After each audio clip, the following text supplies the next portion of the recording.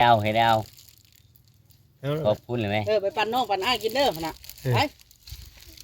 ลงนะพี่ฮะลงว่าพี่ลงลง เอ้ามันยังฉาบเพิ่นแสดงว่าเพิ่นมานั่งอยู่นี่แล้วนี่พี่เห็นส่งเสือน แมนมานั่ง ไปปั่นกันเมื่อปั่นกันกินไปล่ะไป โอ้ เพิ่นมาแต่ที่นู่นเพิ่นก็สิ บ่ ว่า ขึ้นล่ะบ่ขึ้นมาอยู่ตรงนี้ สิโต๊ะเนาะ บ่แม่นสิตกเด้ เอาพยางมามุ่งอยู่นี่อยู่นี่แล้ว อ๋อเพิ่นมาแต่ตลาดแล้วเพิ่นสิเอาพยางมามุงอยู่นี่ โดยแสดงว่าพ่อจ้อยยังบ่เข้าใจอันพ่อเฒ่าว่านะเราน่ะถ้าใจพ่อเฒ่าน่ะเราว่าให้จุมเฮานี่มาเอาพ่อจ้อยนี่ไปหาเราก่อน โดย ไปหาเราก่อนเนี่ยเราสิบอกนู่นนั่นนี่แกเราสิบอก บ่พังก็สุดแล้วแต่บาดนี่แล้วบ่เนาะ แม่น บ่เรามานี่เขาก็ไปขอบแล้วคนนั้นหน่อยครับ อืม เขาไปขอบแล้ว เดี๋ยวนี้น่ะทางบ่ฝากติดตามเบาโอลิแหน่เด้อพี่น้องเบิดสุปูสุคน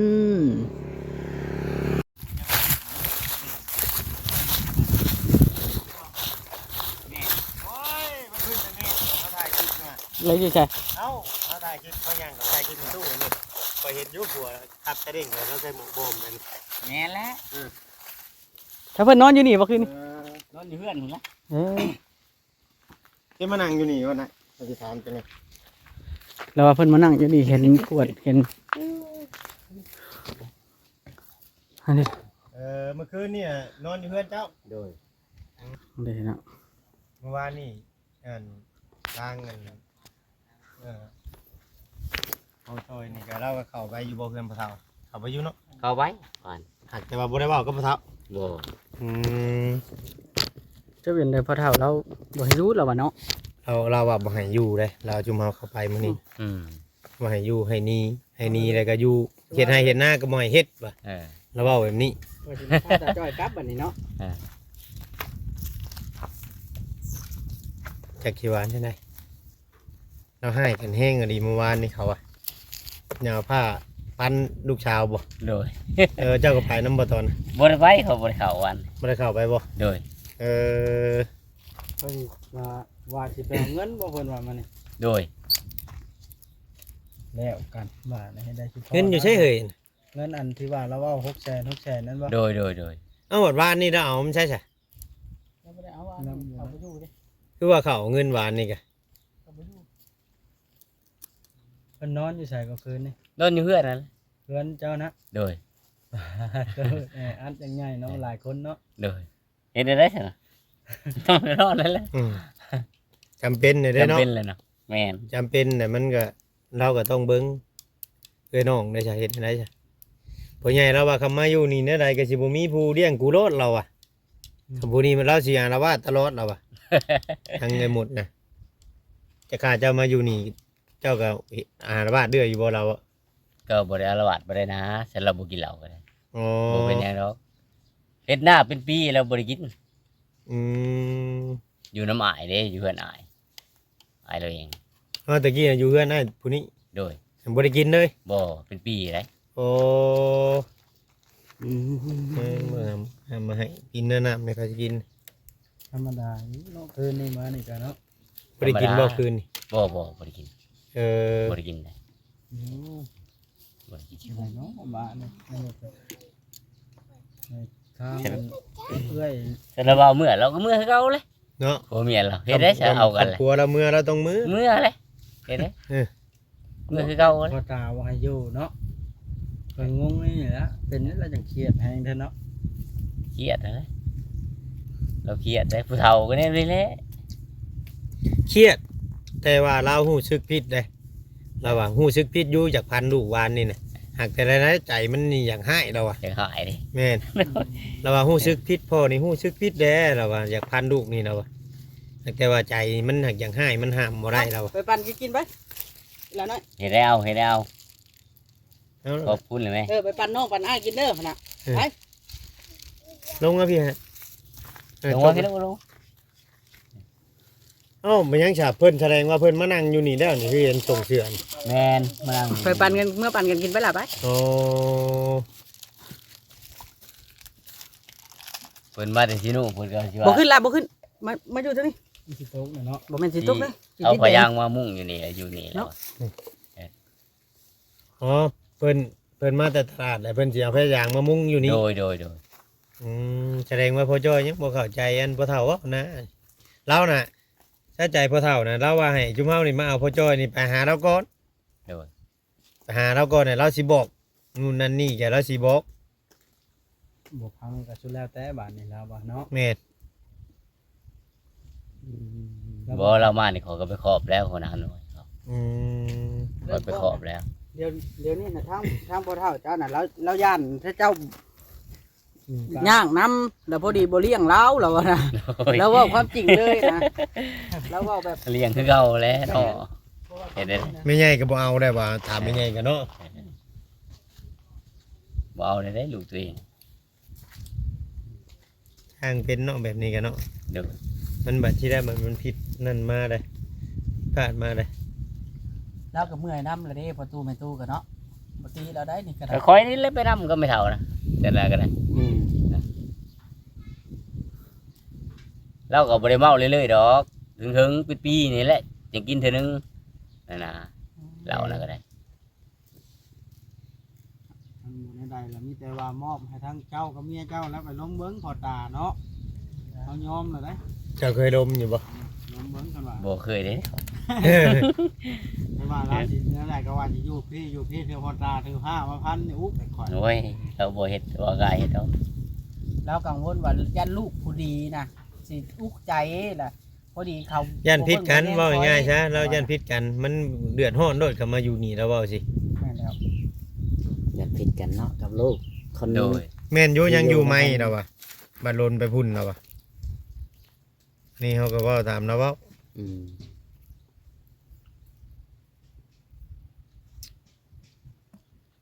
บ่เป็นหยังดอกเพิ่นบ่กินเหล้า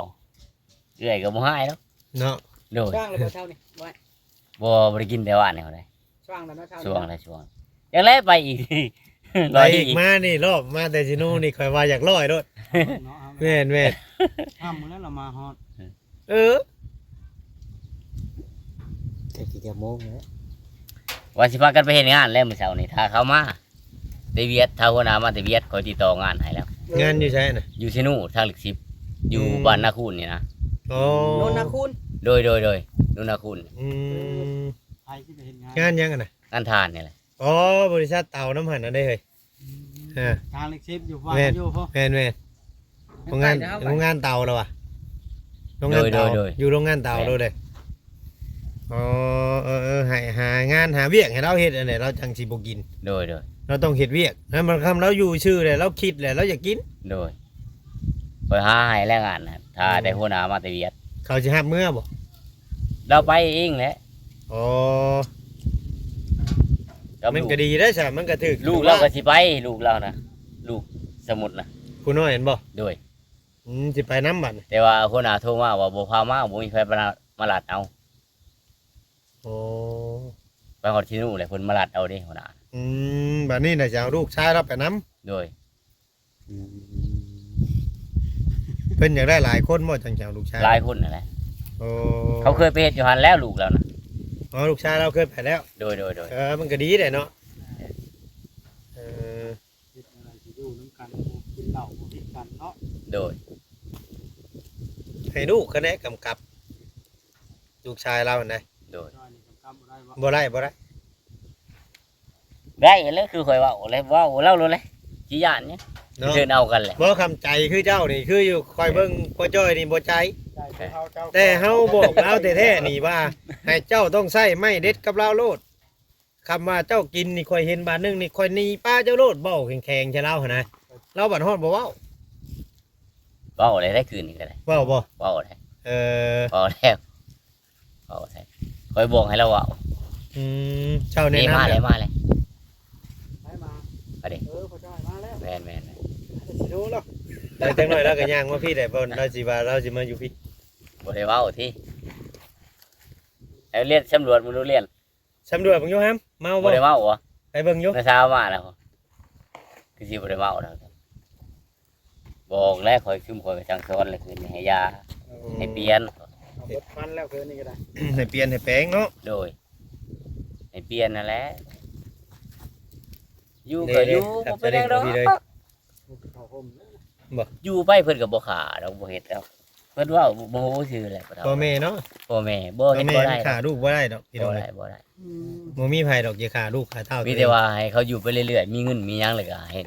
พ่อจอยนี่มาขอมาเฮ็ดฮีดนะขอธรรมดานี่แหละเหมือนดอกสิแตงเลยนะ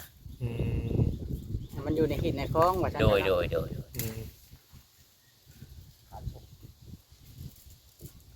โดย มือได้อันเพิ่นสิลงไปอยู่พุ่นนั่นเวียดมานะ วัน3-4มื้อนี่แหละ อ๋อ บิดกุจีนนี่แหละ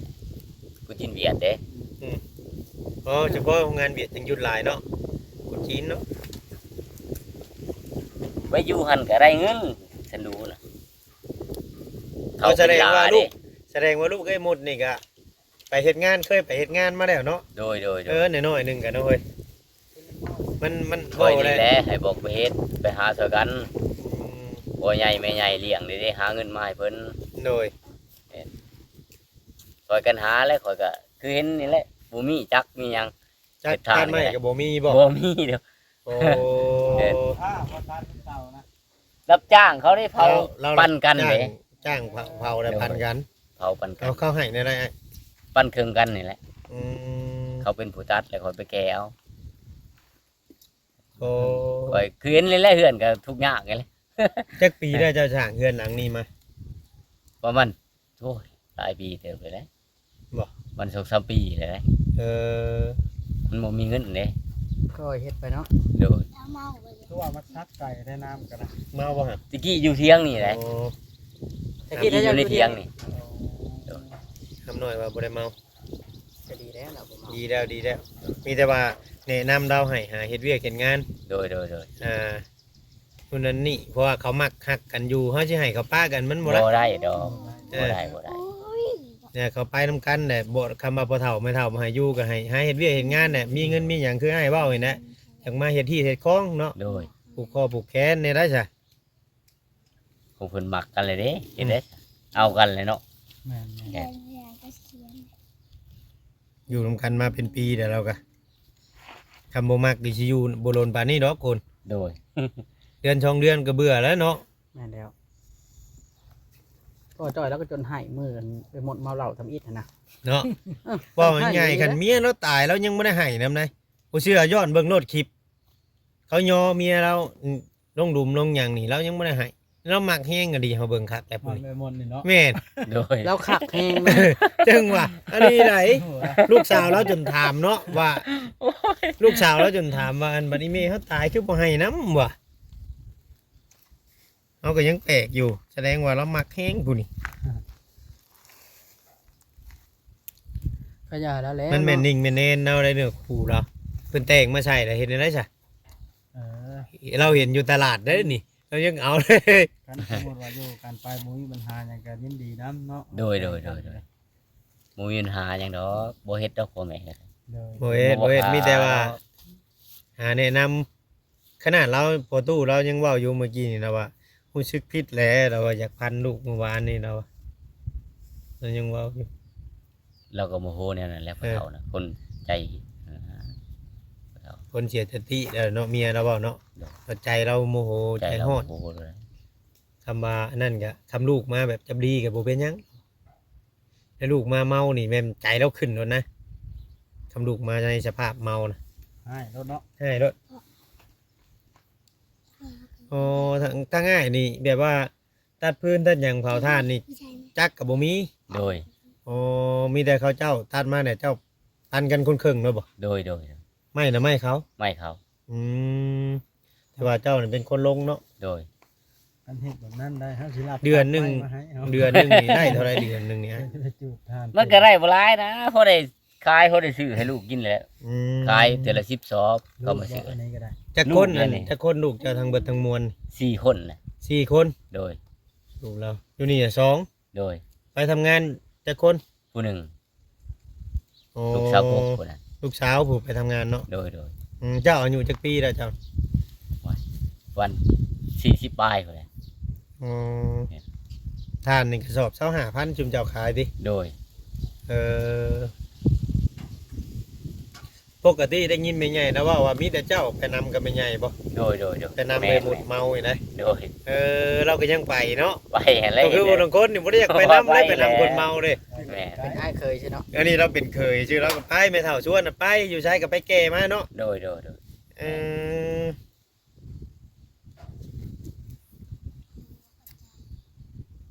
เป็นตาช่อยเอ้ยหมดอีกแบบนี้เนาะ แม่น พอแล้วเลี้ยงลูกเฮ็ดเงินกิน ทำมาหากินช่อยเนาะ แล้ว เลี้ยงลูกเพื่อสิใหญ่แต่ละคน โดยคงกินกับมีแต่ค่อยเล็บไปหาหนึ่ง อืม เพิ่นบ่เท่าไม่เท่า โดย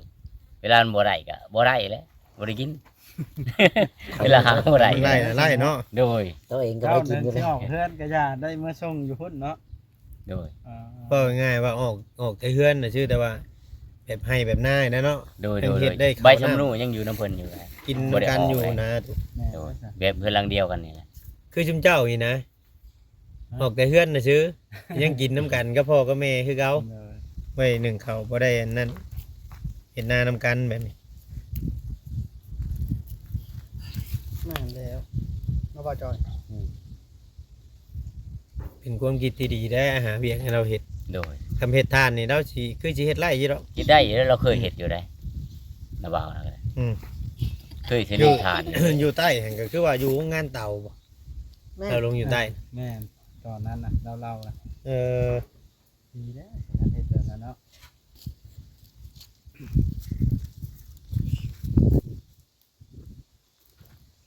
กำลังมาไว้เติบได้นี่ครับตะเพิ่น ก็บอกไกลๆดึง เอาไปกลับไปรถกลับไปกลับมารถมันสิบ่ล้นถ้าเราบ่กินเนาะ โดย ถ้าเราบ่กินเหล้ามันสิบ่ล้นเด้ทำเรากินเนาะสิย่างไปย่างมาบ่เห็นบ่เฮาอยู่ห้องเช่าย่างเที่ยวออกเที่ยวเข้านำหารคา เราไปหาเส้นแล้วอีกได้หยังก็ได้ ที่จริงนี่อยู่ร้านค้าอยู่ห้องเช่านี่บางเทื่อว่ามื้อนั้นน่ะเขาสิส่งคืนเดือนหนึงเงินน่ะมานี่น่ะเราเซ็นของเขาหลาย เขาเลยส่งคืน300,000เมื่อวานนี่ เราพอเราอยู่หันก็มีได้ข้าวต้มเด้ข้างๆห้องนะ แม่นแม่น มีได้ มี เคยสงสัยจิบอยู่หันแหล้ว เออแม่นอยู่แล้วพาไป แม่น แต่ย่างไปหันรถเฮ็ดจำพอจังเมาตลอดครับว่าผมรถแต่มันถึงไปจักอยู่คำเราได้กินหน่อยหนึงก็ยังมันเป็นแล้วเนาะ ปล่อยพระเดี๋ยวมื้อนั้นน่ะมาให้ปล่อยมา อย่าเว้านะ นี่แต่จะไปคุยกับเราได้ขับมานั่งกะ เนาะ แม่นพี่น้อง คุย เนาะ กับเราเลยครับ พี่น้องจังไดก็ ว่าเราจะเฮ็ดเวียกเฮ็ดงานอยู่สิก็บอกเราเลย จังไดก็อยู่ดีมีแฮงพี่น้องเด้อ